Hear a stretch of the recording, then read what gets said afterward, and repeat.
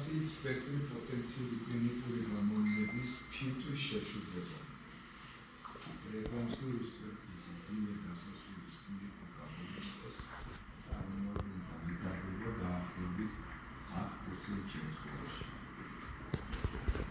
სიმპტომები: დისპნეა, ტკივილი მუხტების არეში, დაანჟაგვადის სატურაციის დაქვეითება, ნაკლები ან ტოლი 93%-მდე, დედის უარყოფითი გამოსავლის ბედის სიკვდილობა, მიზნის თითქმის უკმარისობა და სხვა პრედიქტორებს წარმოადგენს. ეტიოლოგია: მულტიფაქტორული, მათ შორის იატროგენული, ოვერლოადი. სხვათა შორის რამდენჯერმე მე მქონია პირადად, მაგრამ გაგონილი რომ მძიმე პრეეკლამსიის დროს იყო ღვიძლის გასწორება. ცერებრალური დარღვევა. პრეეკლამსიური სპექტრის სიმძიმის დამახასიათებელი კლინიკური გამოვლენები. არ წარმოადგენს პრეეკლამსიის პათოგნიურ ნიშანს, მაგრამ მნიშვნელოვნად განსხვავდება სხვა მიზეზით განპირობებული თავისუფლებისაგან. კერძოდ, პერსისტირებს, პროგრესირებს, არ ექვემდებარება ანალგეზიას, პაციენტს თავისი ტკივილი არასოდეს ცხოვრებაში არ გამოსდია, ლოკალიზაცია დიფუზური შუბლის კეპის საფრთხის არენა. ხასიათი: პულსური გართმეთი ან გამჭოლი. რეკომენდებული მკურნალობა: პარაცეტამოლი ელემენტარული 2 გრამზე დაყრდნობით დღეში, დასაშურია ღვიძლზე ფისხლის სომნელი უკმარისობის დროს, მძიმე გამწობა უჩვენებას წარმოადგენს. ბატონო ჯუმბერ, პრეეკლამსიის დროს პარაცეტამოლის გამოყენება თუ გვაქვს ღვიძლის პათოლოგია, მაინც მიზანშეწონილად ითვლება? მძიმე შემთხვევაში არაობით. აგერო ვერ მოასწარი ჩაკითხვა. ხო. დიახ.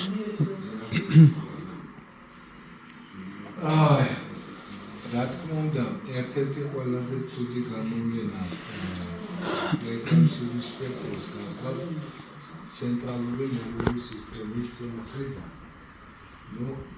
ცერებრული დარღვევას მოიცავდა ერთ-ერთი ყველაზე სავალალო მართულობა, რომელიც ინსულტის სახით გამოვლინდება. აქვე არის გასული სერიოზული მართულობა, ოსურობასთან ასოცირებული ინსულტი ვითარდება საკმაოდ მაღალ პროცენტ შემთხვევაში, 35% ინსულტი უპირატესობა არის ჰემორაგიული ინსულტის განვითარებას წინასწარ. ძლიერი თავისუფლება, მძიმე ცვალებადი ჰიპერტენზია, ზოგჯერ ეკლამსიური გლოკა, პრევენცია არტერიული სქემის დაქვეითება. განსაკუთრებით თხოვთ, რომ როდესაც ეს გამოვლენა ხშირად ვითარდება ინსულტი მშობიარობაში, განსაკუთრებით ჭინთვის დროს. გუშინ თქვენ აღნიშნეთ თვითონ, როდესაც ჩვენ ვებულობდით, თუმცა იქ არ იყო პრეეკლამსია, მაგრამ იქ იყო არასტაბილური არტერიული წნევა, რომელიც შემდეგ გარდაიცვალა, ჩვენ რა ვქენით? გავაკეთეთ ვაკუუმ ექსტრაქცია, ხო? ჭინთების დროს ვითარდება, ამიტომ ამხრივ ვიყავით ხშირად. მეორე გულყრები და ჰიპერრეფლექსია. პრეეკლამსიური კავშირი გულყრის განვითარების ეკლამსიაზე მოიხდიდა. პრეეკლამსიური გულყრა ვითარდება პრეეკლამსიური სპექტრის 400-დან მეტ შემთხვევაში, მძიმე პრეეკლამსიის მქონე 50 ქარიდან ერთ შემთხვევაში, ჰისტოლოგიურად აქ არის სისჩაქცეები, პეტეხიები, ედემა, შეშუპება და ასე შემდეგ. Twitch-ის ხო თუმცა გადათარგმნილი აღარ Twitch-ის საჩივა პეტეხიები შეჭირა ასკოლოპათია ისჩემიურიტაზირა მიკროინფარქტები და ფიბრილოზული ნეკროზი. ნეიროსონოგრაფია არის შეიძლება აღნიშნოს უკანა შექცევადი ენცეფალოპათიის სინდრომი და გენერალიზებული ჰიპერრეფლექსია არის ამ დაავადების შოული გამოგინება.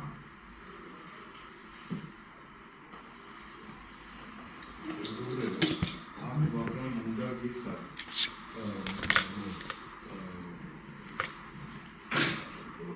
როგორც უყა შეიძლება იყოს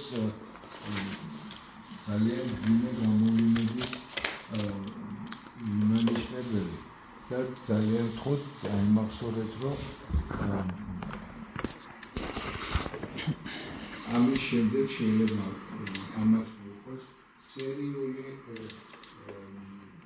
დეკლარაციული ჭურჭელი რომელიც როგორც ხარიდური საფრთხის ფორმული და ფორმული ხასიათის თუმცა ბოლო დროს ხანძრივად მიმდინარე კუნჭრობი მე არ მინახია დაახლოებით 1-20 წელია თუმცა ესეთი სახის კუნთების კუნჭრობი მზნობა არის საკმაოდ ხშირად თუ დააკვირდები და ამაზე უნდა რეაგირება, იმიტომ რომ ამ შემთხვევაში უკვე მძიმე პრეეკლამსიასთან გვაქვს საქმე. ამიტომ ყოველთვის ვამბობ და ვეუბნები ჩემთან ნაუშრობებს, რომ ყველა შემთხვევაში ჯობია რომ ნახოს ნევროპათოლოგმა, თუმცა თქვენს ვიცი კარგად იცით სხვადასხვა რეფლექსების დადგენა ბავშვად ეს არის ისრის დაჭემულობა მუხლის და ასე ბევრი მაგრამ ნევროპათოლოგი ამას ყოველთვის უკეთესად შეამჩნევს და ასეთ შემთხვევაში აუცილებლად უნდა მოხდეს სპეციალისტის დახმარება. რა ვიზუალური დარღვევებია? რეტინული არტერიულოსპაზმი. ნუ თქვენ ვიცით რომ ხშირად ჩვენ ვიზახოთ პრეეკლამსიის დროს თვალის ეკიმს იმისათვის რომ როდესაც ძალიან ისეთი ზაუადირებული სიმპტომებია რა თქმა უნდა იცის დაგეხმარება ჩვენ იმისათვის რომ გავსაზრდოთ რომ არის თუ არა ამ შემთხვევაში პრეეკლამსიის სპაზმი, მაგრამ თუ არ გამოხატულია ამჟამად ახლა დიდი ინფორმაცია ამას არ არის. დაბინდული მხედველობა, ოტოპსია, სკოტომა, შესაძლო სიმპტომები, ჰიპოფიზის, ამალოზის, იშვიათი სიმპტომებია კორტიკალური სიბრმავე, ძირითადად ეს გართულება არის გარდამავალი.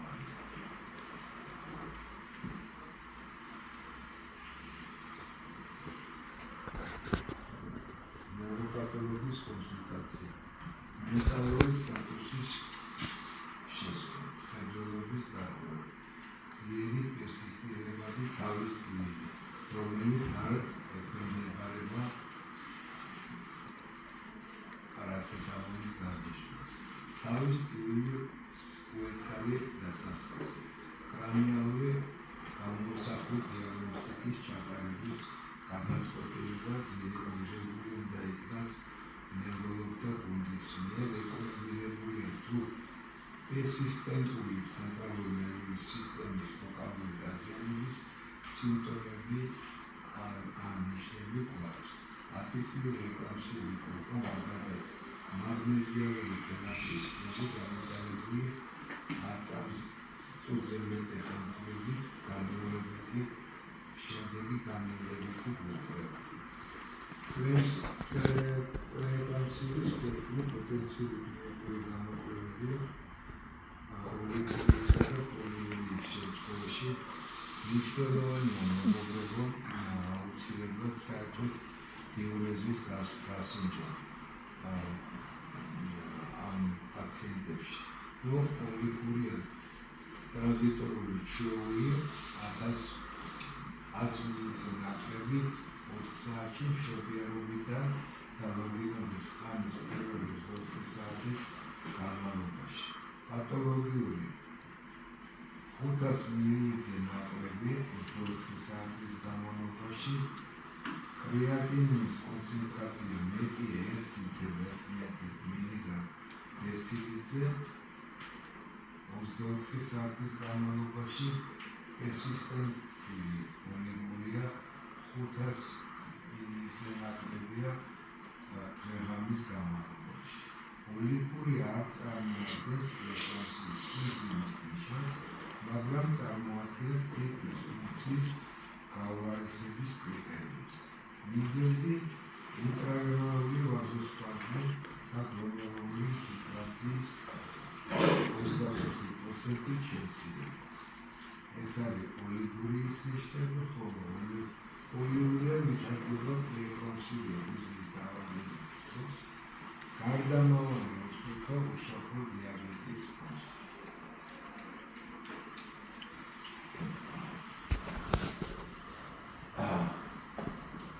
ზიან ანესთეზიოლოგები და ალბათ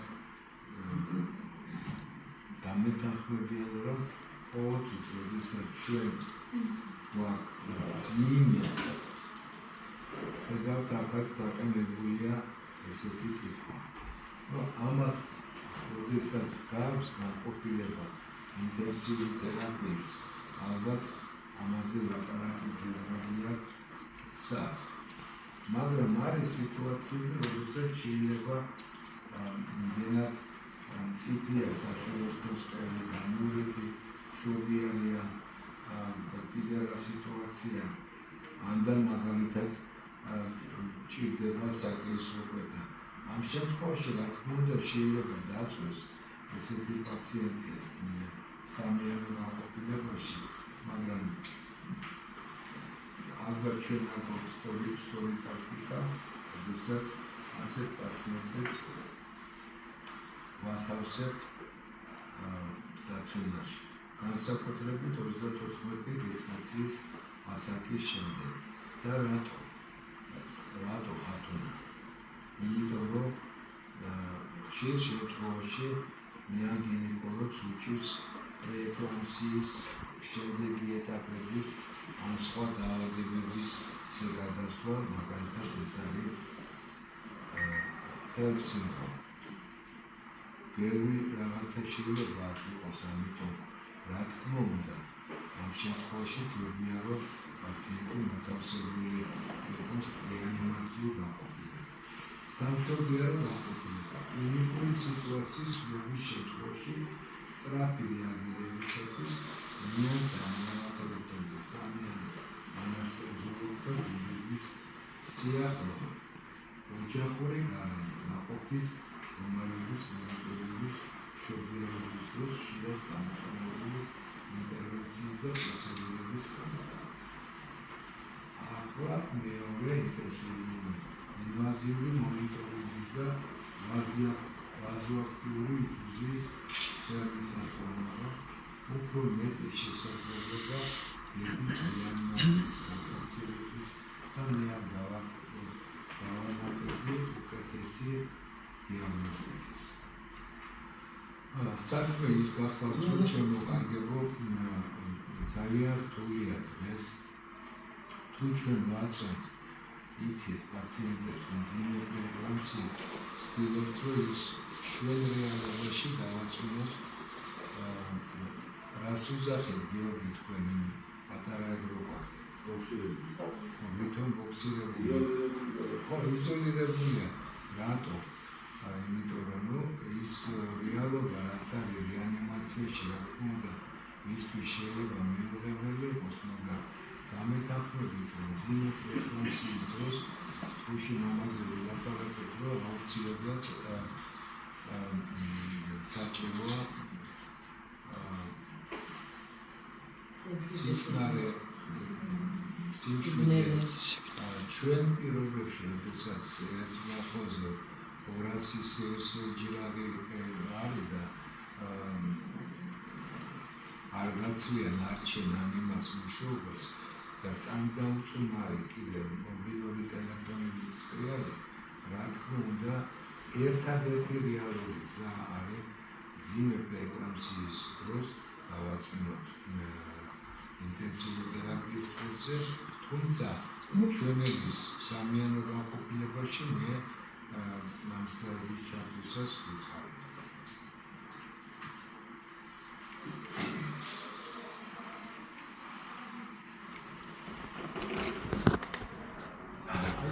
ისეთი არის, სამშობლოებრივი თუ ინტენსიური მოის განყოფილება.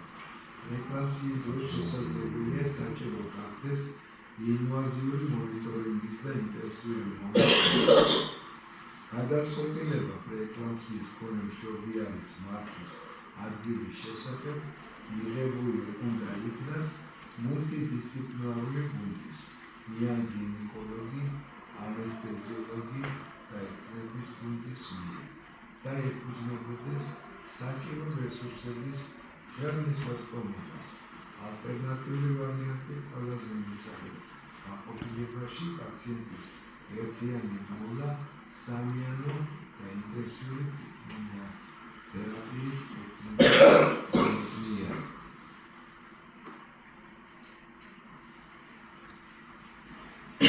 როგორ უნდა შეფასდეს, რა თქმა უნდა, ასეთ შემთხვევაში პაციენტი უნდა შეფასდეს გუნდის მიერ.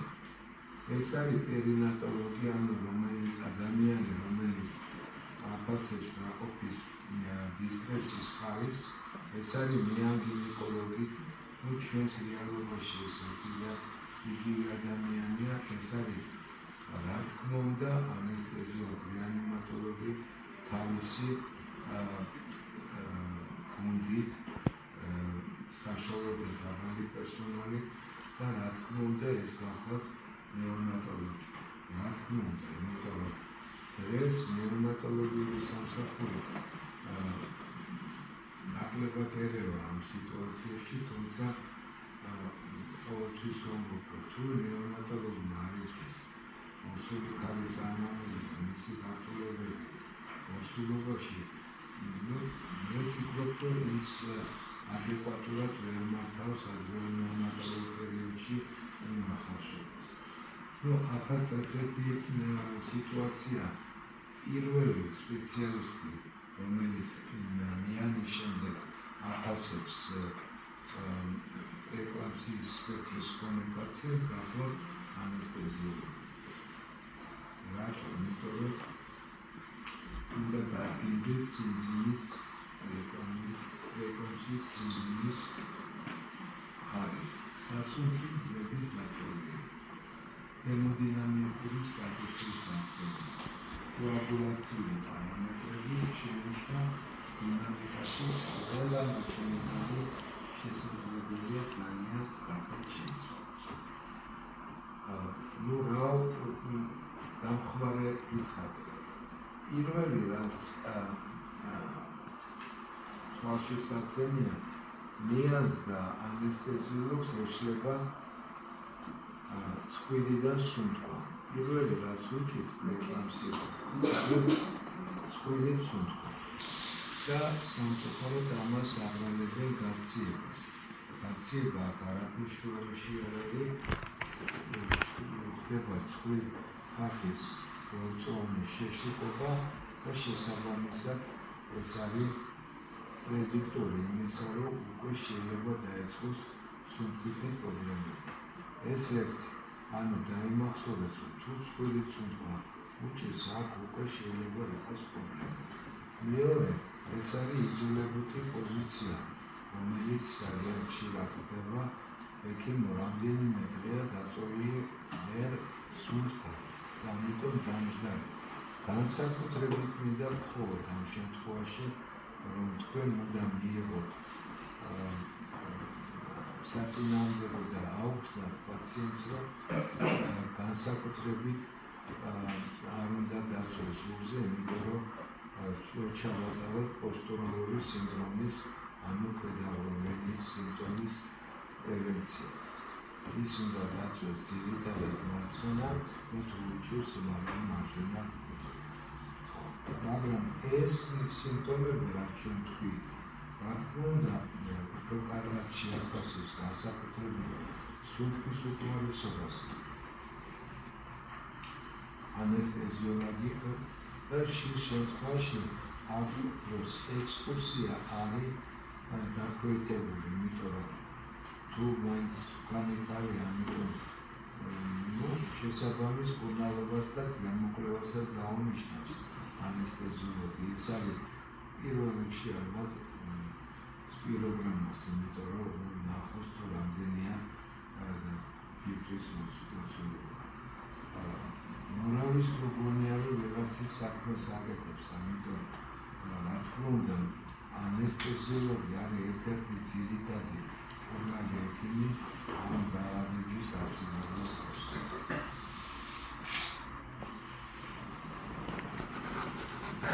როგორ უნდა შეფასდეს სასუნთქი გზები? სასუნთქი გზების მართვა შესაძლებელია გაზნელებული იყოს პრეკავციული პაციენტებში, რადგან არსებობს შეშუპების და ინსტრუმენტების გამოწვეული სისტემის აღდგენა. სასუნთქი გზების შეშუპება შესაძლებელია დამძიმდეს შოკერების გამომწვევად იმ შემთხვევაშიც კი, როდესაც საწყისი დათვალიერების დროს შეშუპება არ იყო გამოხატული. ასეთი მაგალითი მინდა მოგეყვეთ, რომ სამშობია რომ შემუშაობდი მაშინ და ის არის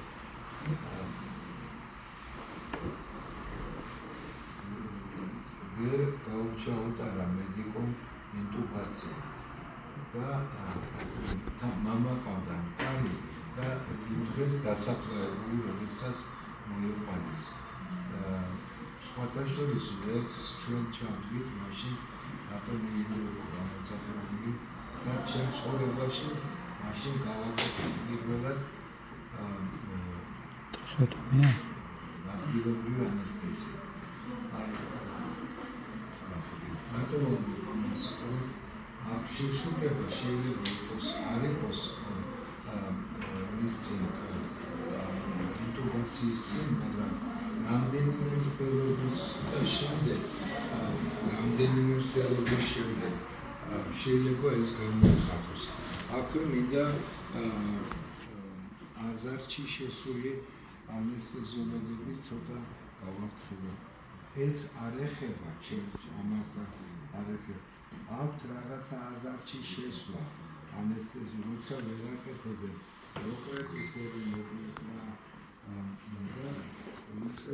იწყებენ ამას და ძალიან რთულია ამ დროს. შუქდება სასუნთქისები შევზიხარ ნერვული თერაპიული რეხმარები, ამიტომ ანესთეზიოლოგების სრედა და მინდა ისიც გაითავისო. ამ შემთხვევაში ხდება მილის ჩადება, ჩვეულებრივად ჟანგბადის მიცემა, გამოსწორება სატურაციის, ჟავაკეთოვანი ბალანსის, შემდეგ ამ გამიორების ინტუბაცია, ამ დროს სხვა გზების ნახვა.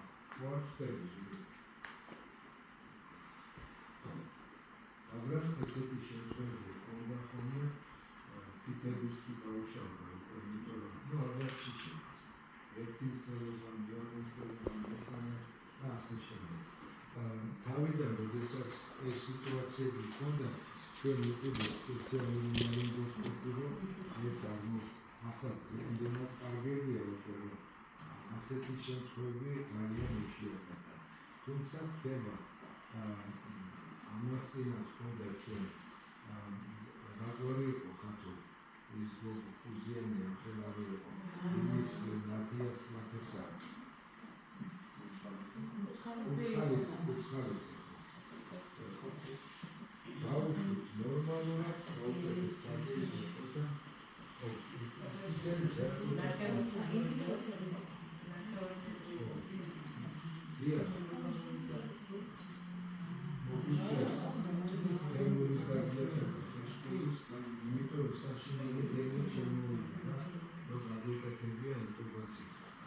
ხოლმე სამწუხაროდ ესა და ამისათვის ჩვენ მზად უნდა ვიყოთ ყოველთვის.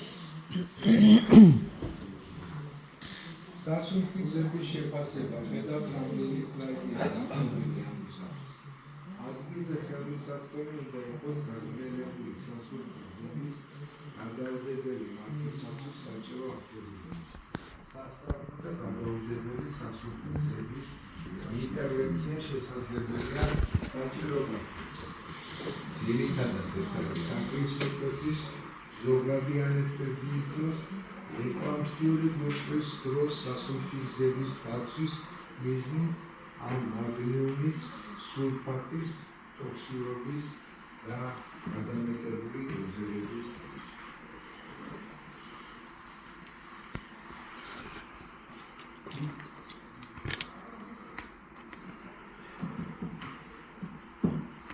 სისხლის შეძენების კომპონენტების შეფასება ერთ-ერთი ძირითადი მაჩვენებელი არის საერთოდ მინდა გითხრათ, რომ გემოსტატს ქმნის რამდენიმე звено რგოლი ალბათ, ხო? ეს არის რა? პლაზმა, ეს არის თრომბოციტები და რა? ენდოთელიუმი, ხო? რომელიც სამოცებულია სამი ფაქტორი ძირითადად ქმნის ჰემოსტაზის სისტემას. ამიტომ სამივე ფაქტორის დარღვევა აუცილებლად უნდა გაითვალისწინოთ და პირველში მოცემულია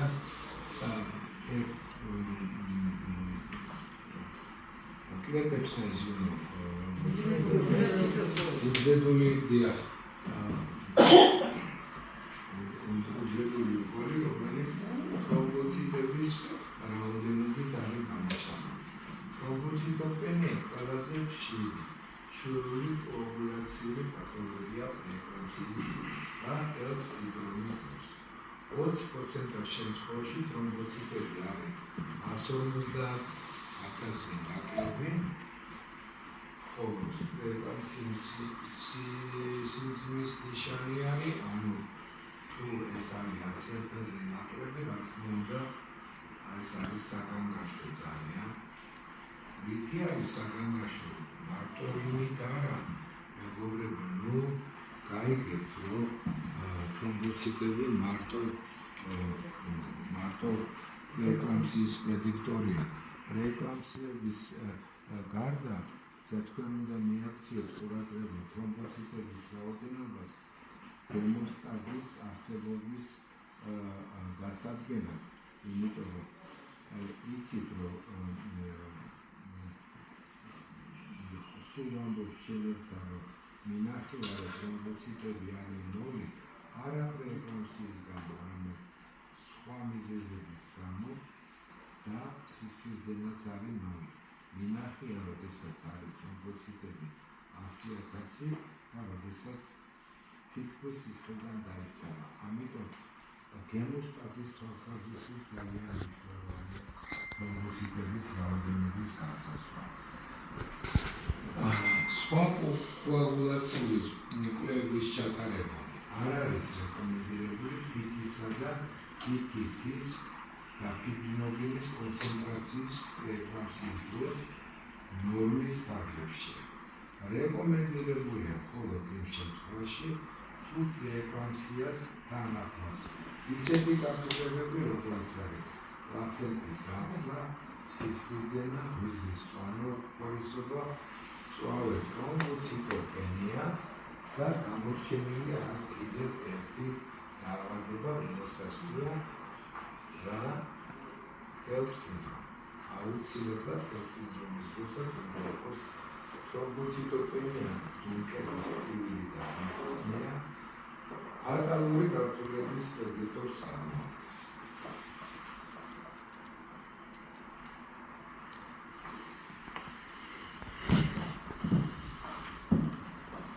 მძიმე პრეეკლამპსია ან ჰელფ-სინდრომის დროს განვითარებული კრიოტენია ზის სპირალური ანესთეზიის დროს ჰემატომის განვითარების რისკს. თუმცა მინდა გითხრათ, რომ ჩვენ შევიძინეთ ძალიან კარგი ნემსები, ქონდა გართულებები, მინდა გითხრათ, რომ ალბათ საქართველოში ჩვენ ერთ-ერთმა პირველმა დავიწყეთ რეგიონალური ანესთეზიის ჩატარება. ხო არ თქვი ზური? ჯერ იყო და გერმანელები ყავდა, შემდეგ ორჯერ ჩამოვიდნენ კიბელის ხალხი ამერიკიდან, გამეგობრდით კიდევაც და ამ თემას მიუძღვნეს საერთოდ მათი ჩამოსვლა.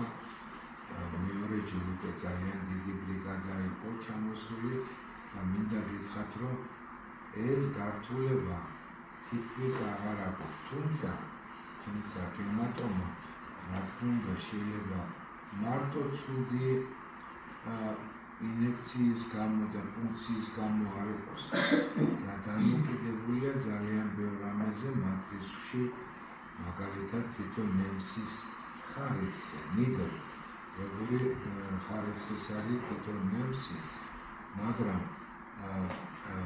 ჰემატომას ვერიდებით მაშინ ძირითადად ეს პაციენტები ღებულობენ რას ანტიკოაგულანტს, ამიტომ თუ მოხსნის ამ მედიკამენტის მოხსნის გარეშე შემოდის ეს პაციენტი, ჩვენ ამ შემთხვევაში ვხმარობთ სხვა ტიპის ანესთეზიას, კერძოდ საერთო ნარკოზები, იმიტომ რომ არ მოხდეს ამ ჰემატომის ჩამოყალიბება. სხვა შემთხვევაში, როდესაც იყენებს მაგალითად კალი და გეგმურად მოდის საკეისრო კვეთაზე, ამ შემთხვევაში 24 საათით ადრე ვიწყებთ შეწყვეტას ამ პრეპარატის მიღების. ხშირად კითხულობენ, არის თუ არა სისხლისდენები.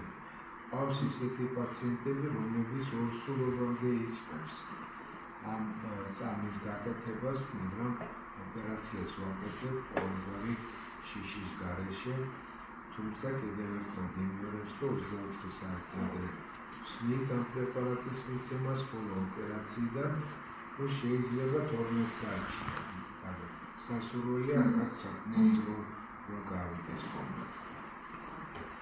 ანუ ჰემატომა როგორც ასეთი კარგახანია გქონი.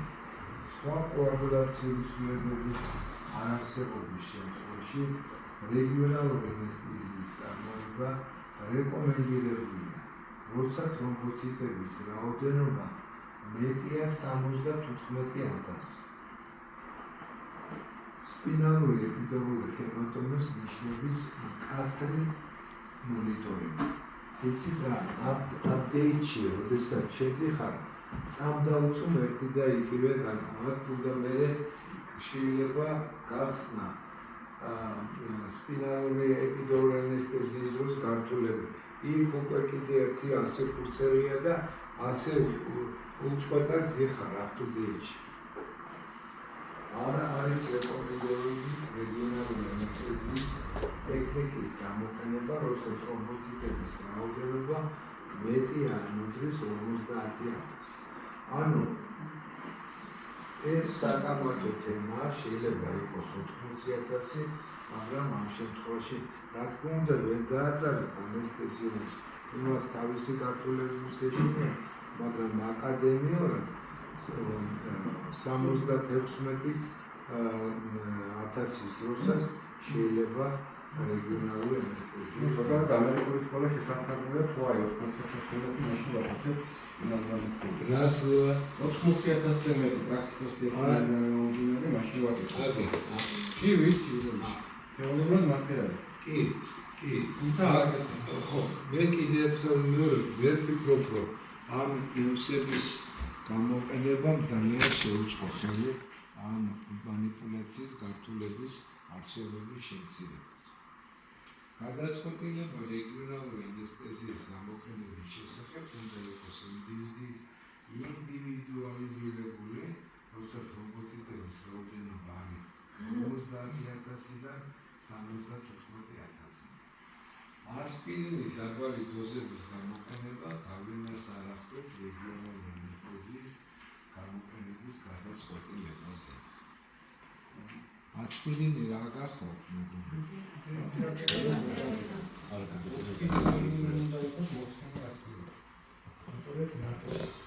როდესაც დეზაგრეგატები გადადის პლაცენტარულ ბარიერს და განსაკუთრებით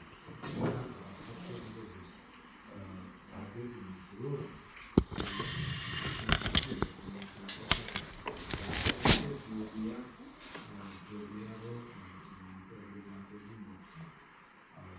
Через разработки надо еще работать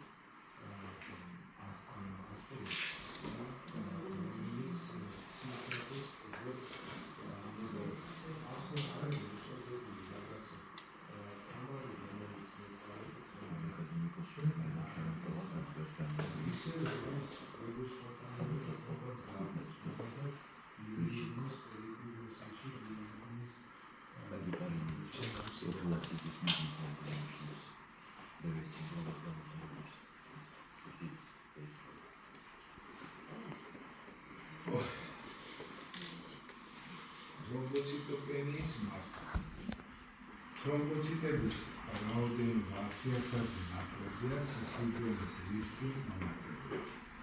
Thrombocytების რაოდენობა 50,000-ზე ნაკლებია. მნიშვნელოვნად მომატებულია thrombocytების რაოდენობა 50-ზე მეტია, ვაგინალური ოპერაციული მშობიარობა უსოთხოდ არის მნიშვნელოვანი.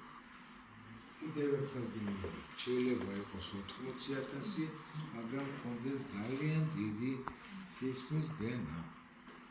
ამ შემთხვევაში რა უნდა გავაკეთოთ?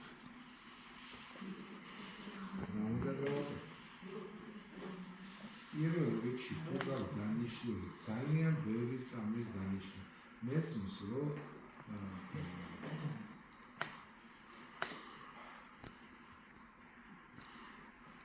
ზოგს აკრატი მოდის ამ წამლებიდან და სამ პროცესში განსაკუთრებით ადგილობრივი საწინააღმდეგო არასტეროიდების და სპაზმოლიტიკების დანიშნა ძალიან იწვევს არამარტო თრომბოციტოპენიას, არამედ თრომბოციტოპათიას. ამიტომ თუ ეს დიდი ხნის განმავლობაში დანიშნულია, უნდა შევეცადოთ, რომ ესენი მოხსნათ იმისათვის, რომ არ კონდეს გართულება, თორემ შეიძლება იყოს 75,000 და იყოს ისეთი თრომბოციტოპათია, რომ ვერ გააჩერებ მერე სისხლს. ჩვენ გქონდა აპარატი ბატონიზურაბი აკეთებდა თრომბოკონცენტრაციას. სამწუხაროდ, ყველაფერს დღეს აღარ არსებობს უკვე თითქმის თრომბომასა. სამუშაოება. სისხლის ბანკში არ არის. არა, ჩვენ ხმარობთ ხშირად ბავშვებში, ახალშობილებში, მაგრამ ნაკლებად ხმარობთ სწორი ბრძანდებით, ნეჯეთ ორსულებში, თუმცა ასეთ შემთხვევაში თქვენ უფლება გაქვთ გადააცხადოთ. განსაკუთრებით თუ არის თრომბოკონცენტრატი, მნიშვნელოვნად აწევდა თრომბოციტების რაოდენობას. ნებისმიერ გინეკოლოგიურ შეძლებელს რო ჩვენ ვიშალით პროფესორს. ეს კონცენტრატია. დაახლოებით მე მგონი 4-ჯერ მეტია თრომბოც. რამდენჯერაა ზურა? 6-10 მეტია რაოდენობა მოცულობაში თრომბოკონცენტრაციის დროს ამ სისხლის უჯრედების რაოდენობა. ამიტომ სამწუხაროდ რა გახადეს? მომგებიანი, წამგებიანი, მომგებიანი, წამგებიანი. ნუ იმიტომ რომ მედიცინა გადაგვარებულია კომერციული იქნებოდა მას. ვინ უკრავდა ტაშ კომუნისტები რო გაუშვით? უკაცრავად მე იმ დროს ვიმყოფობდი უკრავდით დახარ ხვალ. იყავით. იყავს იმაზე. ნუ უკრაინაში ჯერჯერობით დარჩენილია 50%-ის სახელმწიფოს. საგა უკრაინა სახელმწიფოც აღარ არის ჯერჯერობით. სახელმწიფო მედიცინა დარჩა შენთან შედარებით.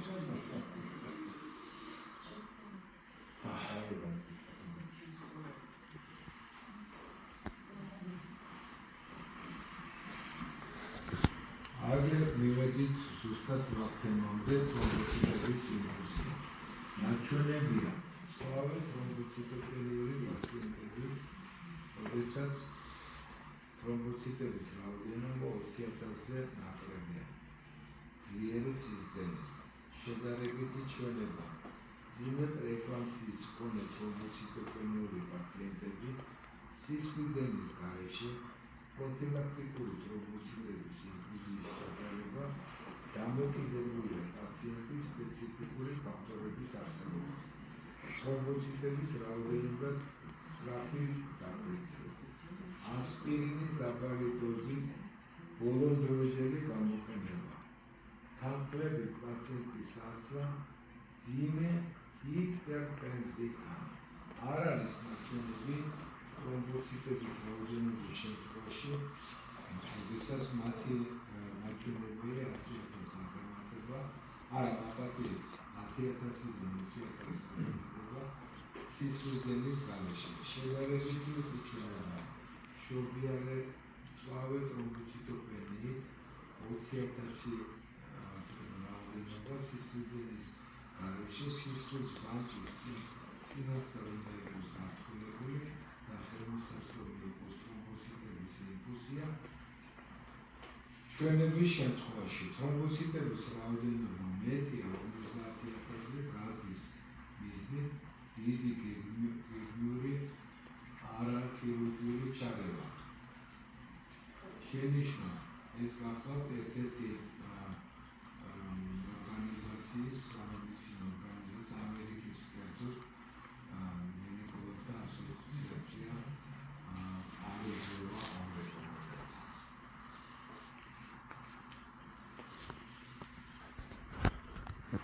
HELLP სინდრომი მართვა რეგიონალური ანესთეზიის ხალხს.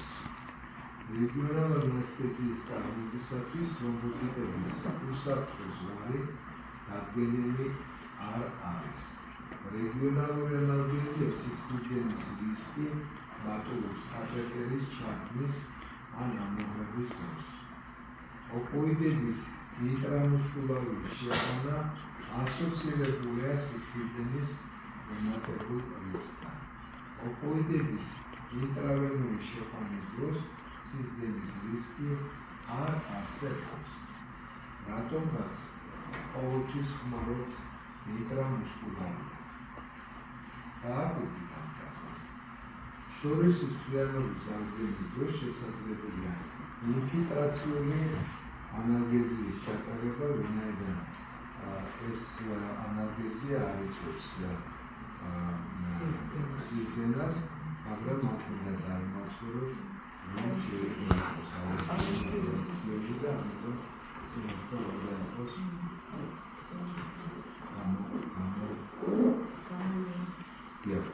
გამოკითხული თვითონ ეს ანალგეზია. მძიმე პრეეკლამსიის მართვა რომელი ტაქტიკით უნდა წავიდეთ? არის ორი: მოსწრაფი ტაქტიკა და აქტიური ტაქტიკა. მოსწრაფი ტაქტიკა დასაშორია ორსულობის 20 ან 34 კილომეტრზე ნაკლები ტიპის ზონაში. იმ შემთხვევაში თუ დედის და ნაყოფის მდგომარეობა სტაბილურია. დედის და ნაყოფის მკაცრი მონიტორინგის შესაძლებლობა, პერინატალური მოვლის შესაბამისი დონე, დეტალური მედიცინის ექიმის ჩართობა. აქ ალბათ არაფერი არის განსხვავებული. აქტიური ტაქტიკა ძირითადად მშობიარის მდგომარეობის სტაბილიზაციის შემდეგ ორსულობის 34 კვირის ორ ან მეტ გესტაციის ვადაზე ან რომ ან ბებე ოღონდ დროს რა არის ეს წყლების ნაადრევი და დიახ ეს არის წყლების ნაადრევი არა ეს არის 37 კვირამდე წყლების დაკარგვა მიზანი მოსალოდნელი გართულებების პრევენცია ქალაში და ჰემორაგია ლისონის კაფსულის გახსნა თითქმის უკმარისობა ფიუსის შეშუქება კრუნჩხვები მიოკარდინის ინფარქტი ინსულტი პაციენტის ასლა გარჩევადობა ზიმეთ პრეკლამსიის ნიშნები მოსტიტი ტაქტიკა შესაძლო რისკები და ბენეფიტები ყველა აწერია შესაძლო რისკები ყოველთვის ვეუბნები ჩემებს როდესაც არის ლაპარაკი სრულ დადებით და სრულ არ ყოფით შედეგებზე ყოველთვის ჯობია გააცვალოთ სიტუაცია და ჩათვალოთ სრულ დადებითი უფრო მისაღებად რატო ამას წინათ რამდენიმე ოპერაციის შემდეგ პარასკევს მოვიდა ოზურგეთი და ბებია და გოგო აპოპლექსიით ახალგაზრდა გოგონა პატარა ჩვენ გვაქვს ასეთი ტაქტიკა თუ არ არის 300-500 მილილიტრის სისხლი ოპერაციას არ უკეთებთ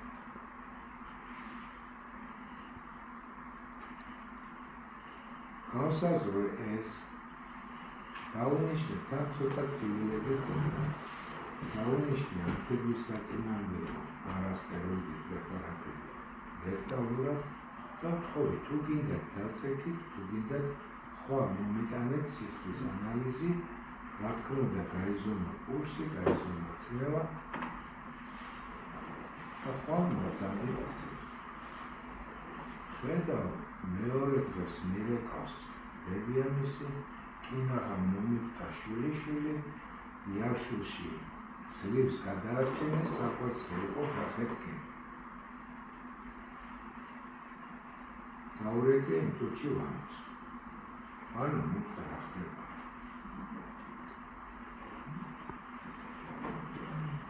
ყველა მისი ნათესავი ჩემი ოპერაცია ვიღაცა ახალგაზრდა თანამშრომელი შეკრიბა მტელის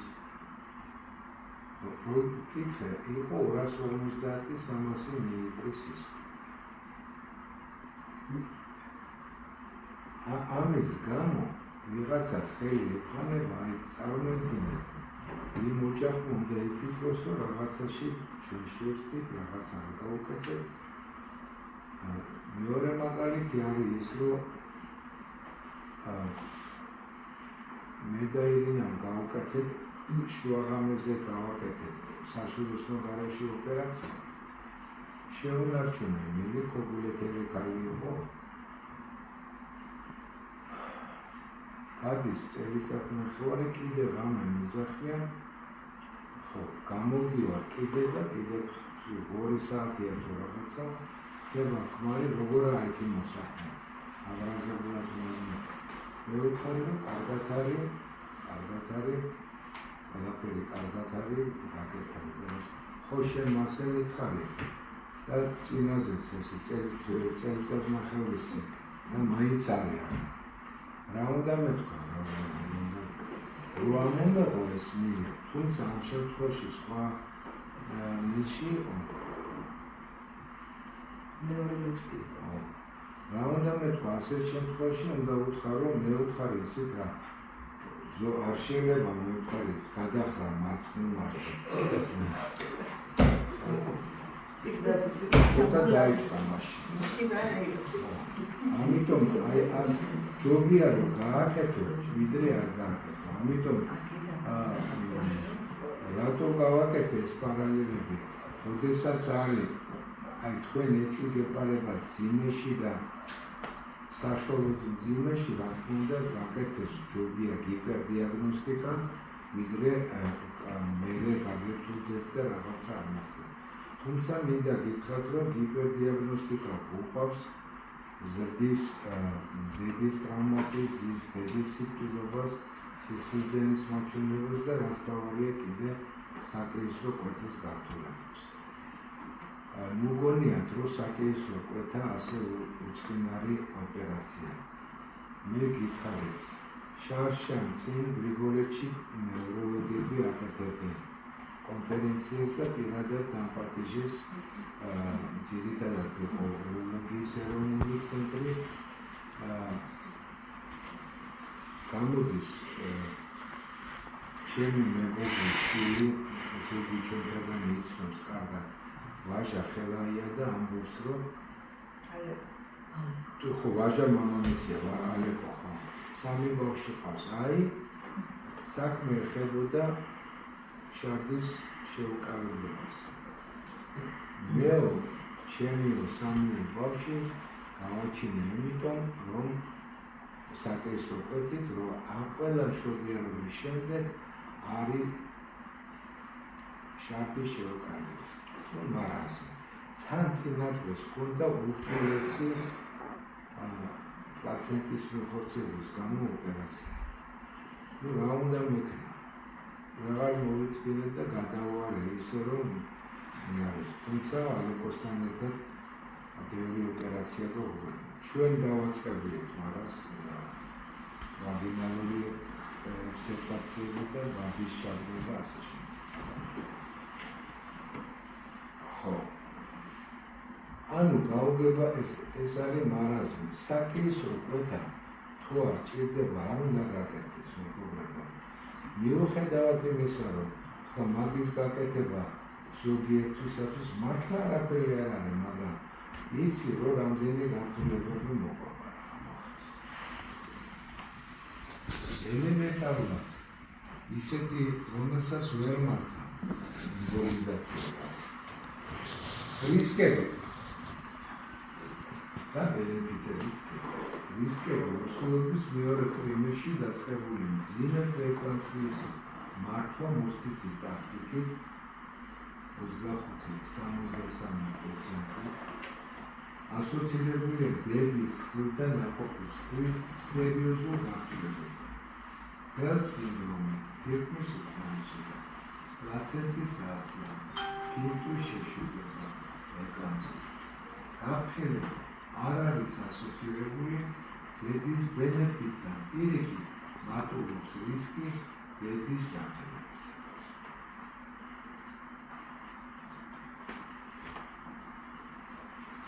ბენეფიტები მეორე ტრიმესში მოსთითი ტაქტიკით დაბადებული ახალშობილთა სიცოცხლის უნარობის ხარისხი მერყეობს გესტაციური ასაკის მიხედვით. ნაკლები 22 პლუს 8 მინუს 2%, 23 23 პლუს 6 ღე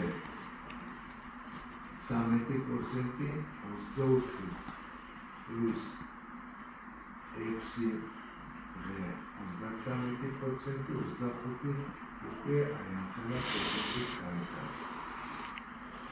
მეორე პრობლემა, რომელიც ახლავს ამ სიჩქარეს და გინდა თუ არა გაკეთებას, არის სულ უფრო და უფრო გაზრდილი ღენად ახალშობილთა რაოდენობა.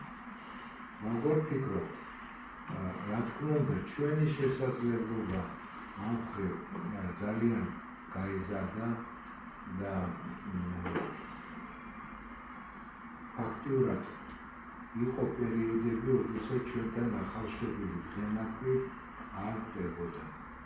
ძალიან დაბალი სხეულის მასის მქონე ახალშობილები არის აქა გადარჩენილი. როგორ ფიქრობთ, საზოგადოება მზად არის ასეთი ბერე ბავშვებისათვის? ერთ-ერთი კარგი სადისერტაციო მასალა უკვე ფაქტიურად 18 წელია ბაზარზე ვარ, უამრავი ახალშობილი აქვს მიღებული ნიკუს თანამშრომლებს. რა გამოვიდა მათგან? რამდენი აუტისტი, რამდენს აქვს გიდროცეფალია, რამდენს აქვს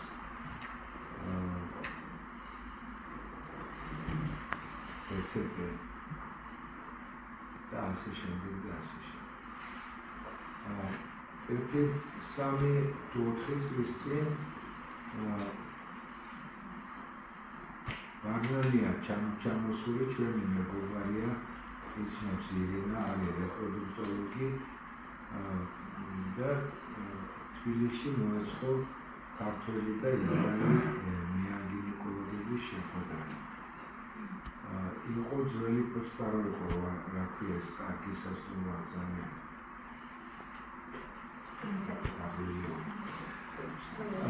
დიახ. არა. ნომერი თქვი? კარგი. მოკლედ ნომერი ეს 800-დან 800 ლარიდან და მეზერო. გავაკეთა ასეთი ანალიზი 20 წლის განმავლობაში ისრაელში ჩატარებული საკეისრო კვეთის ამოყვანილი ბავშვების ანალიზი, კატანამნეზი და მათი ცენტრალური ნერვული შესწავლა. აღმოჩნდა, რომ 39 კვირამდე გაკეთებულ ბავშვებში ყველასაა გასათვლის დარღვევა. რა თქმა უნდა, რაც უფრო ადრეული გესტაციური ასაკია, მით უფრო მეტია, მაგრამ 38-ს კი აქვს. ამიტომ, რა თქმა უნდა, აკადემიური თვალსაზრისით კარგია ნაადრევად და ჩქარად გამოიყვანო, მაგრამ შორსწასული პერსპექტივით არ არის კარგი. საერთოდ არ არის კარგი ბავშვისთვის საკეისრო კვეთა. ბავშვმა ის უნდა გაიაროს. ამიტომაც ერთ-ერთი მნიშვნელოვანი ფაქტია, რომ არ უნდა იყოს გეგმიური საკეისრო კვეთა ასე ფართო. დაეწყოს მშობიარობა თუ გასაკეთებელია, რამდენიმე მშობიარობის დაწყების შემდეგ, დროის შემდეგ გაკეთდეს საკეისრო კვეთა. ალბათ ეს გასაგებია და კიდევ წინ წავიცილოთ. ძიმე პრეეკლამსია, ნიშნებით მოსწრაფი ტაქტიკა, უკუჩვენებია. დედის მხრივ თერმოდინამიკური არასტაბილურობა. შოკი, გარდა იმისა, რომ არასტაბილური ჰემოდინამიკა. რას ნიშნავს ეს? როდესაც 1 საათის წინ ქონდა დაუშვა წნევა 160 და 110, გადის შემდეგ ცოტა ხანი 120-40. ესეც არასტაბილური, ეგრეთ წოდებული სამფერი სუეჩკის უძახიან რუსეთში. რა ხდება ხოლმე? ამ დროს ხდება ნაყოფთან სისხლის მუხცილის მოშლა და ეს არის ერთ-ერთი მიზეზი ანტენატალური სიკვდილის არსებობის. ამიტომ არა მარტო შოკი განიხილოთ არასტაბილურად, არამედ როდესაც ასეთი მკვეთრი ცვალებადი ქალს ანდა მაგალითად ასეთი შესკომა. თქვენ იცით, რომ ქალს აქვს მაღალი ცოტა წნევა. არც ისე მაღალი, ექიმის დანიშნულებაში წერია. ჰიპოთეზური საშუალება აღარ ვამბობ, რომელიც არტერიული წნევიდან გამომდინარე. არასწორია მეგობრებო. თქვენ თუ აქვს ამას ესეთი წნევა, თქვენ მუდმივად უნდა ამით წნევას ათამაშებთ თქვენ. როგორ შეიძლება გქონდეს 160 და მერე ჩამოიყვანო 100-ს? დაუნიშნო უნდა.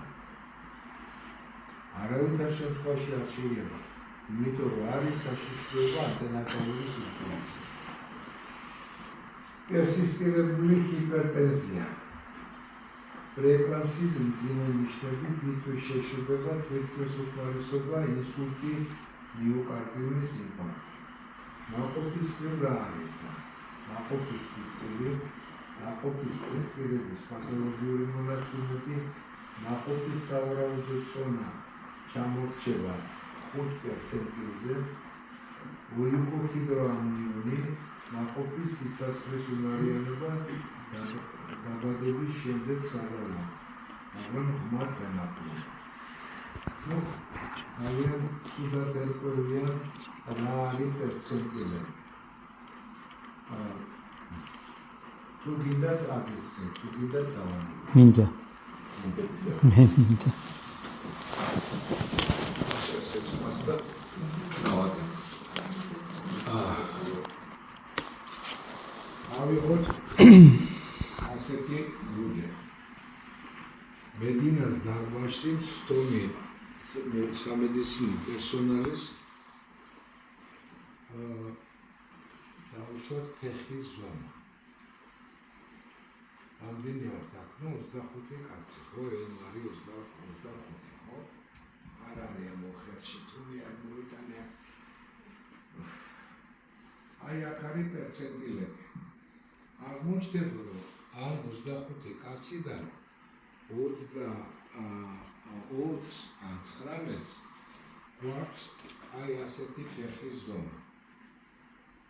აი ასე მედიანა იყოს ის.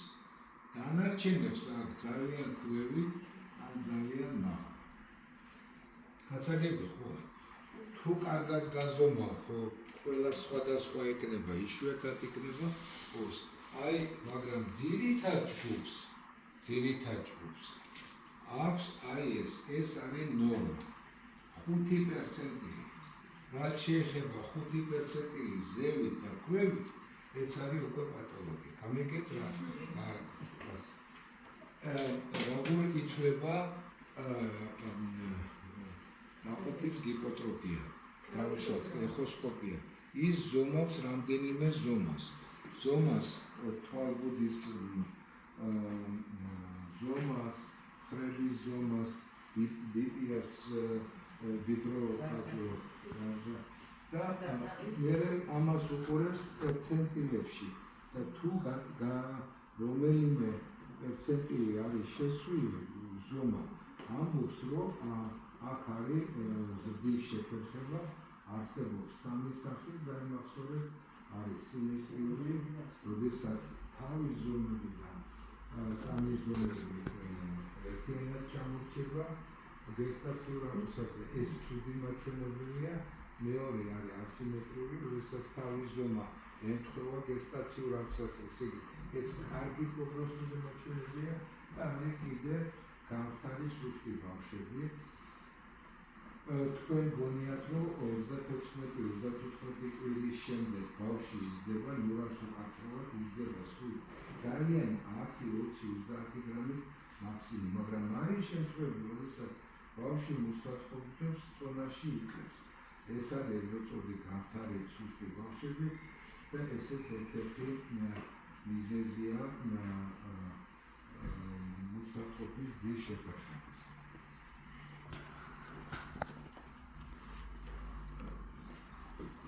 ესე იგი, უჩვენება არის ჰემოდინამიკური არასტაბილური შოკი, ამაზე ვდაყავ პერსისტირებული ჰიპერტენზია, პრეეკლამსიის ძიმე ნიშნები, ფირტვის შეშუპება, ფირტვის უკმარისობა, ინსულტი, მიოკარდიუმის ინფარქტი.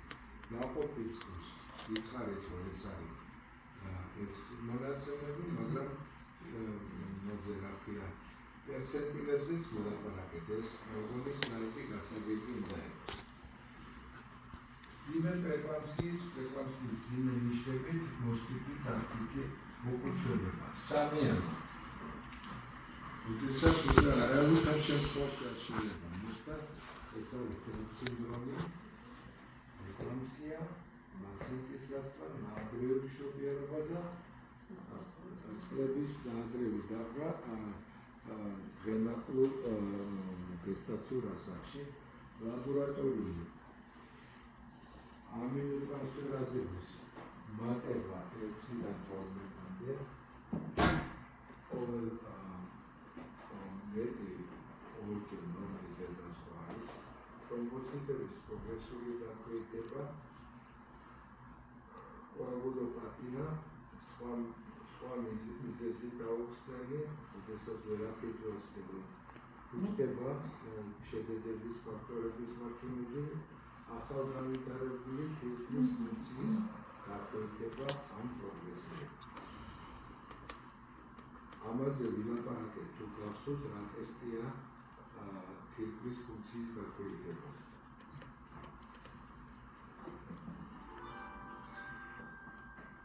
კლინიკური სურათი და სცენარიზე როგორ ხდება ხედის მონიტორინგი. არტერიული წნევის მონიტორინგი. ყოველ 15-20 საათში. კიდევ ერთხელ ვთხოვთ. ან აღზარდეთ ერთანი, ან მოენდობთ მას. იმიტომ რომ ძალიან ხშირად დაემახსოვრებს, რომ არსებობს ყოროტქოლის პირველი, ყოროტქოლის მეხუთე ტონი და არსებობს კიდე გაზონის აკადემიური წესები.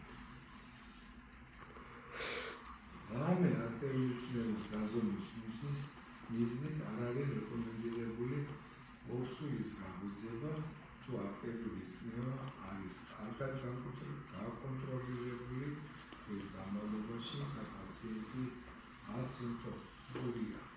დედის სიმპტომების ხშირი მონიტორინგი, თავის ტკივილი, ხერხემლოების დაბოლები, ტკივილი ეპიგასტრონის ან მარჯვენა ფერდოშაროში, სითხის ბალანსი, მიღებული სითხის და გამოყოფილი შარდის რაოდენობის დოკუმენტირება 1 საათში.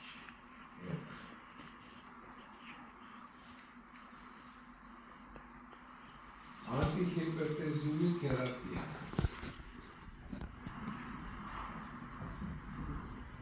წნევის სტაბილიზაციის დაცემამდე 15 წუთში სტაბილიზაციის დაწყების შემდეგ 30 წუთში ერთხელ, სტაბილიზაციის მიღწევის შემდეგ 4 საათში ერთხელ.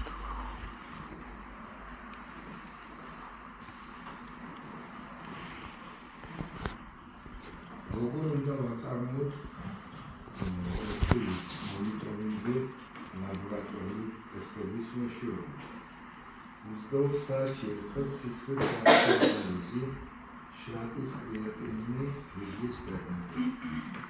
კოაგულოპათიური პროფილის, PT-ის და PT-ის განსაზღვრა რეკომენდირებული არ არის თუ AST და AST ზედაზღვრული მაჩვენებელი მაჩვენებელზე ორჯერ ნაკლებია.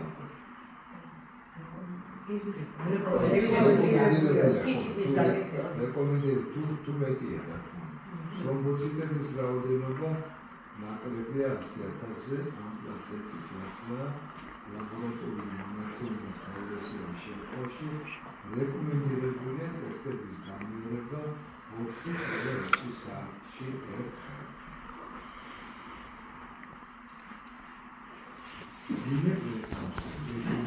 მძიმე ნიშნებით ანტიჰიპერტენზიული თერაპია როდის უმკურნა.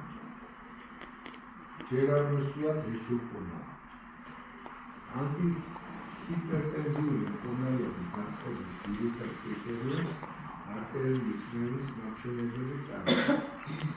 მძიმე ჰიპერტენზიის 160-ზე მილიმეტრი ესპესტისოებისა ან მისი პოლი დიაგნოზის დადასტურების შემდეგ რეკომენდირებულია შეძლებითად დაწყებული აგრესიული ანტიჰიპერტენზიული შესწავლება.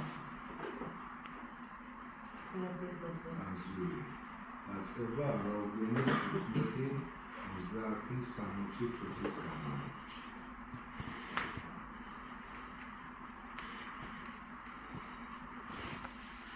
ანტიჰიპერტენზიული მკურნალობის დაწყების ყველაზე მიღებული კრიტერიუმია სისტოლური 160 ან მისი პოლი და დიასტოლური მეტი ან პოლი 100-ზე მილიმეტრის დესკრიპტის სურათისა, რომელიც პერსისტირებს მეტჯერ ან პოლი 15 წუთის განმავლობაში. თუ თუმცა არსებობს სხვა ზღვებიც. 150-ზე უარყოფითი ცერებრალური გამოსავლის უფრო მნიშვნელოვანი პრედიქტორში მძიმე სისტოლური არტერიული ჰიპერტენზია წარმოადგენს.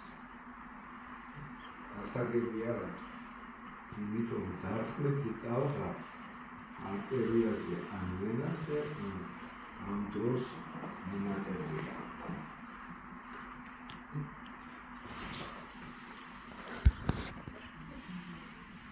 რატომ მკურნალობს? ხოისმის საერთოდ შეიძლება არ მკურნალობს. მიზანი მაღალი წნევარი რა თქმა უნდა ისე საწოდავის მაღალიზი.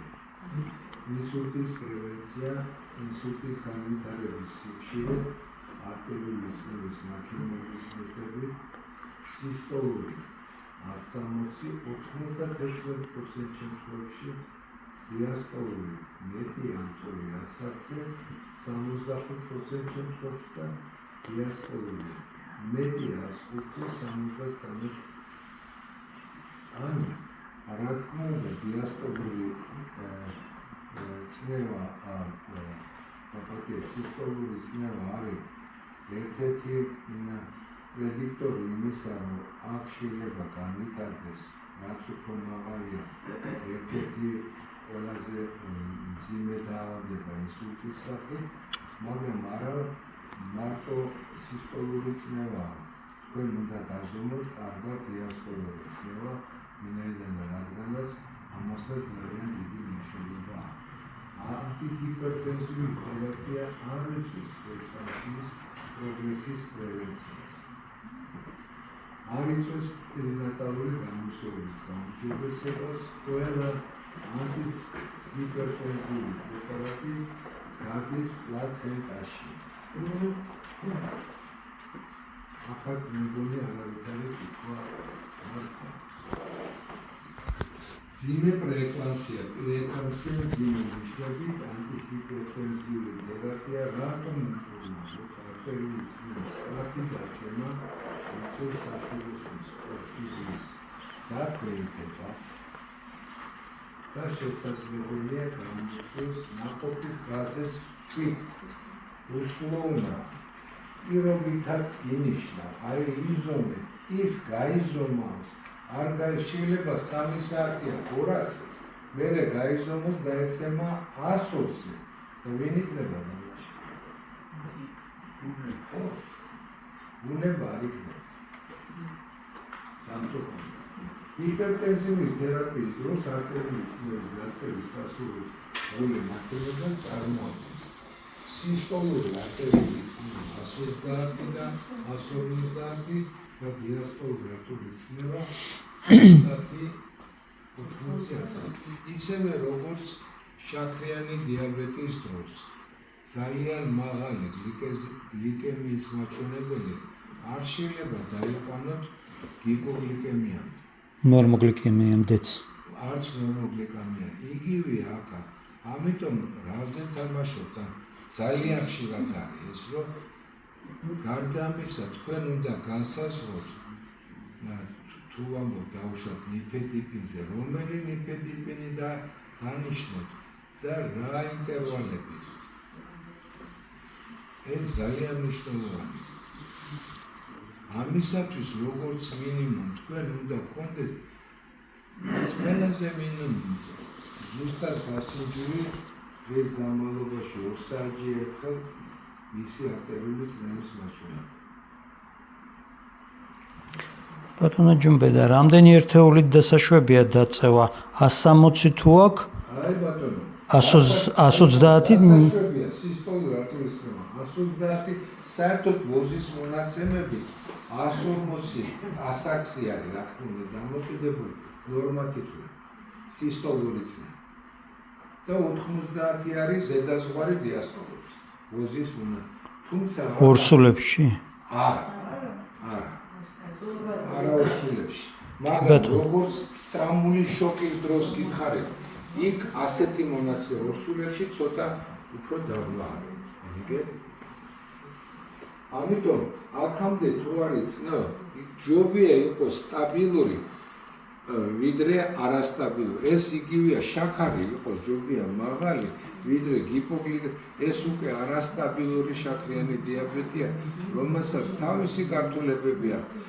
წნევის მატება, სიზარვების სხვა მილიონი სხვა პრობლემები შეიძლება. ბატონო ჯუმბერ, ანუ 160 თუ აქ 130-მდე შეგვიძლია დავწიო? შეიძლება თუ გიპოტონიკია და ატარებს 90-60 წნევას, რა თქმა უნდა ესეც მაღალია. მაგრამ ნორმოტონიის შემთხვევაში ეს ნორმალია. ნორმოტონია თუ საერთოდ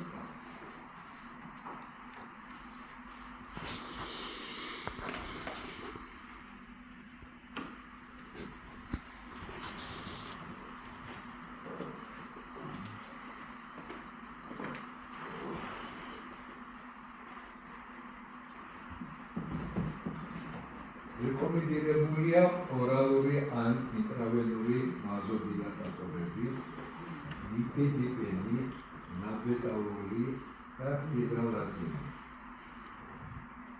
ძალიან მხოლოდ ეს ვიცოდეთ.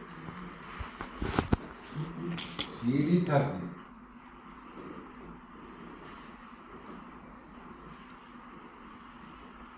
ვაზოდილატატორები გახლავთ ეს სამი პრეპარატი. მაგრამ თითოეულის ღირებას ან მოხსნას ან შესვლას აქვს თავისი ცოდნა. რაზეც თუ ცოცხალი დარჩი ველაპარაკო. რას შესაძლებელია გავლენა იქონიოს ანალგეზია ანესთეზიის დროს გამოსაყენებელ ვაზოაქტუალურ მედიკამენტთა არჩევას. მძიმე პრეეკლამსიის დროს შესაძლებელია განვითარდეს კარდიალური დისფუნქცია, მიოკარდიუმის დაზიანება დინგში. ფილტვის შეშუპება, რამაც შესაძლებელია გავლენა იქონიოს ანესთეზიისათვის საჭირო მედიკამენტების სახეზე და დოზირებაზე და განსაზღვროს ინვაზიური მონიტორინგის საჭიროება.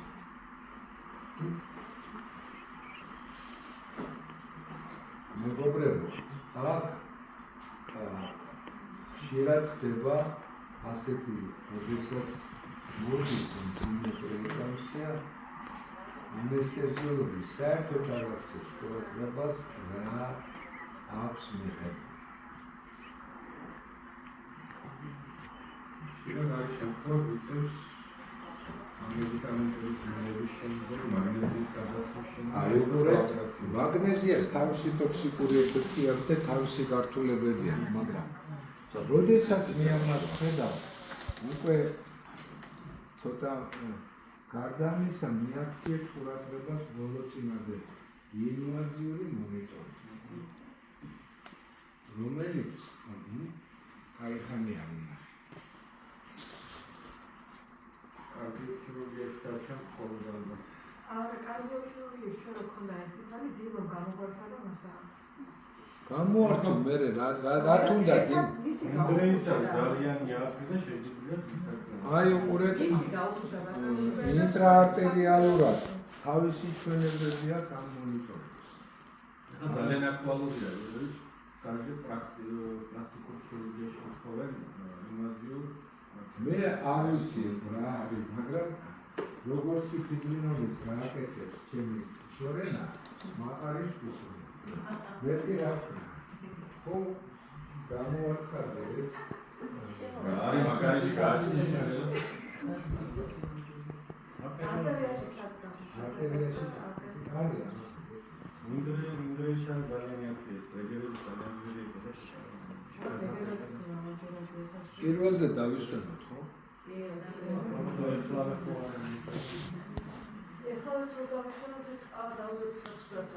ბატონო, კი ბატონო. ჰიპოთეზიური საშუალება ნეფროპათიის ან პრეეკლამსიის სპექტრის არსებობის შემთხვევაში.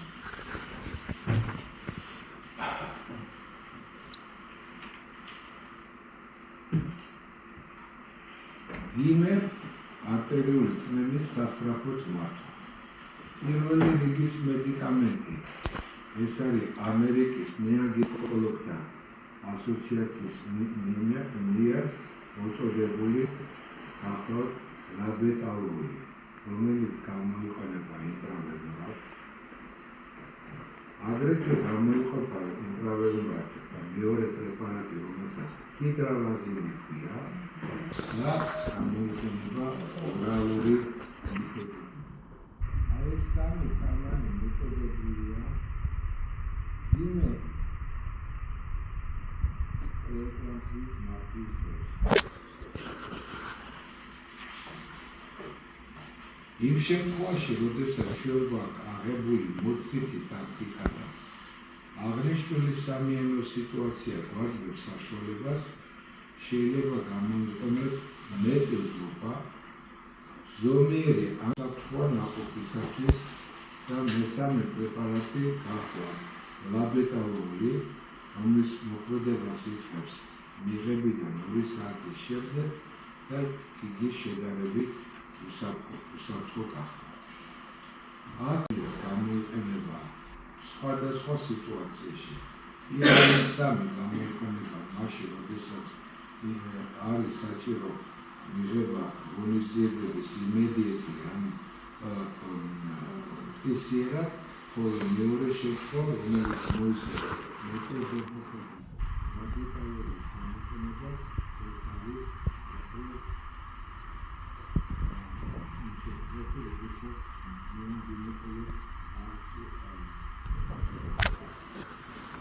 განვიხილოთ ახლა თითოეული მათგანი.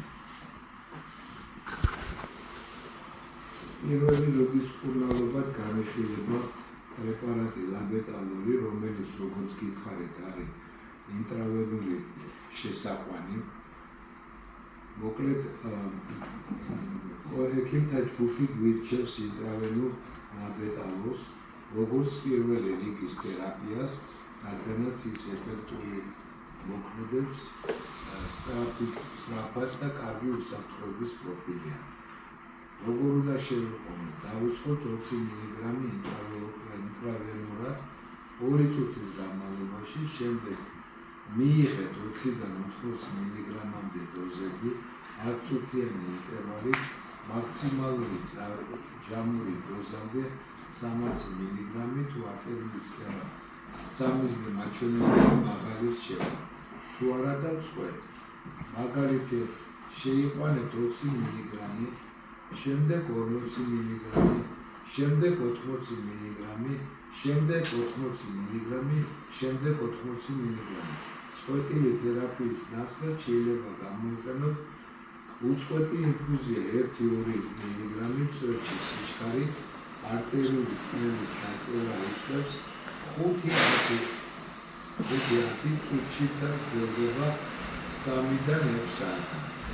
გულის უწყვეტი მონიტორინგი რუტინულად აუცილებელი არ არის, მაგრამ უნდა ჩატარდეს პაციენტებში, რომლებსაც აქვს შესაბამისი თანხები დაავადებები, მაგალითად გულის კორონარული დაავადება.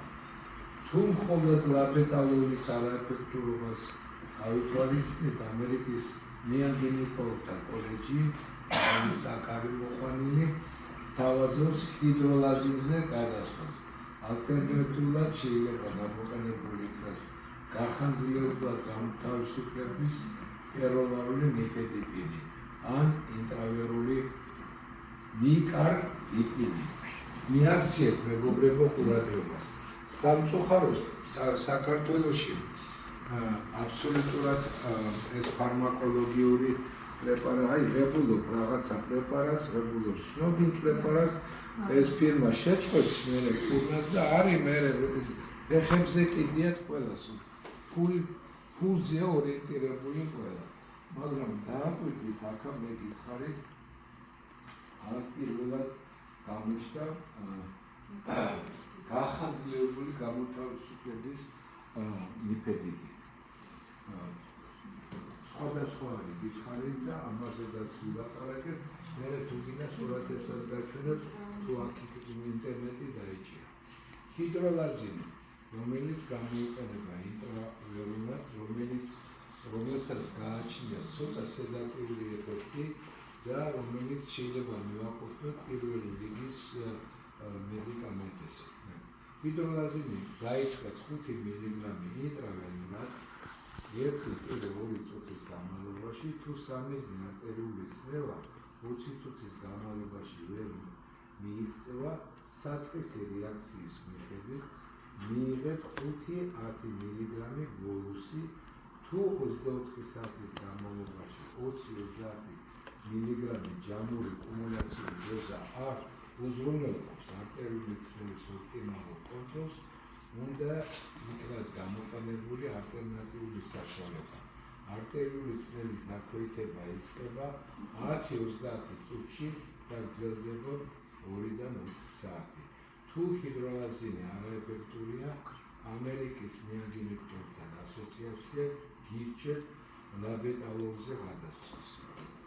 ალბათ არაფერია გაუგებარი, მე ვთხოვთ, რომ ესენი ჩაწეროთ, ან გადაიღოთ, იმიტომ რომ ყოველთვის ეს არ გავსენდება ხოლმე. ანტიჰიპერტენზიული თერაპია პირველი რიგის უნარობა არის ნიფედიპინი. კალციუმის არხის ბლოკერები. გამოიყენება როგორც გადაუდებელ, ასევე ქრონიკულ შემთხვევაში ნიფედიპინის გამოშვების სამი ფორმა. მეგობრებო, გაგიკვირდებათ, მაგრამ როდესაც ამას ვამუშავებდით, ასეთი ფრაზა წავიკითხე, რომ მაგნეზიის სულფატი არ გახსნათ ჰიპოტენზიური საშუალება. არ გახსნათ. არა, მაგოწია, ეხლა თუ გუგლის პროფილაქტიკის უკვე რამდენიმე ეფექტი აქვს. მაგნეზიის უკვე ტვინის შეშუპების როგორც ოპოლიტური ტერიტორია, შარდენი და აგრეთვე ჰიპოტენზია.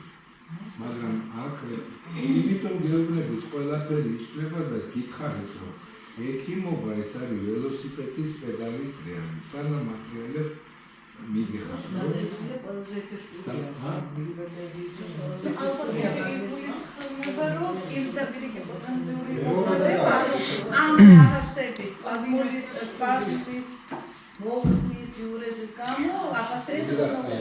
როგორც ფუროსემიდი არ არის წნევის დამწევის საშუალება. დიახ, სადღაც ასე გრამი არტერიული წნევის დაქვეითებას იწვევს 30-60 წუთის განმავლობაში. შესაძლებელია გამოიწვიოს საშვილოსნოს პერფუზიის დაქვეითება და იშვიათ შემთხვევაში ნაყოფის სიკვდილი ასოცირებული. განსაკუთრებით მაშინ, როდესაც არის სანთლები წნევის თამაში, ამიტომ პირობითად დანიშნა ნიფედიპინის არ შეიძლება. თქვენ ისე უნდა გაანაწილოთ, რომ სისხლში ამ პრეპარატის რაოდენობა იყოს მუდმივად ერთდროულად. ასოცირებულია თავის ტკივილის და ტახიკარდიის განვითარების მაღალ სიხშირესთან. ეს ყველა მიწის, რომ ნიფედიპინი შეიძლება ჰქონდეს თავის ტკივილს. ანტიჰიპერტენზიული თერაპია პირველი რიგის უნარობა ნიფედიპინი. ამერიკის შეერთებული შტატების ნეოგინეკოლოგთა ასოციაცია გახლავთ ACOG რეკომენდაციას აძლევენ სწრაფი დაწყების ნიფედიპინს, როგორც მძიმე ჰიპერტენზიის გადაუდებელი მკურნალობის პირველი რიგის პრეპარატს, როგორც ორსულობის, ასევე მშობიარობის შემდგომ პერიოდში. განსაკუთრებით, როცა ინტრავენული მედიკამენტები ხელმისაწვდომი არ არის.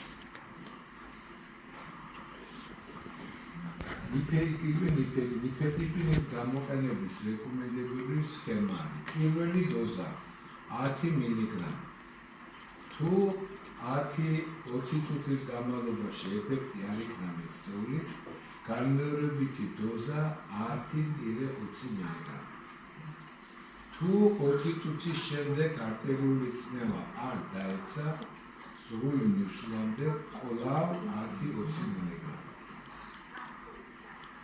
შემდგომ 20 წუთის შემდეგ ეფექტის არარსებობის შემთხვევაში სხვა ანტიჰიპერტენზიული მედიკამენტის ჩართვას, მაგალითად